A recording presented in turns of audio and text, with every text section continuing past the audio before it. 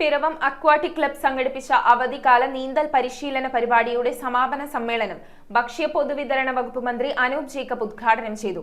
പരിശീലനത്തിന്റെ ഭാഗമായി കുട്ടികൾക്കും മുതിർന്നവർക്കുമായി വിവിധ വിഭാഗങ്ങളിലായി നീന്തൽ മത്സരങ്ങൾ സംഘടിപ്പിച്ചിരുന്നു. പിറവം അക്വാട്ടിക് ക്ലബിന്റെ അവധിക്കാല നീന്തൽ പരിശീലന സമാപനത്തോടനുബന്ധിച്ച് ഭക്ഷ്യ പൊതുവിതരണ വകുപ്പ് മന്ത്രി അനൂപ് ജേക്കബിന് സ്വീകരണം നൽകി. ക്ലബ് പ്രസിഡന്റ് ജേക്കബ് തുമ്പയിൽ മന്ത്രിയെ ഷാൾ അണിയിച്ച് സ്വീകരിച്ചു. തുടർന്ന് സമാപന സമ്മേളനം മന്ത്രി ഉദ്ഘാടനം ചെയ്തു.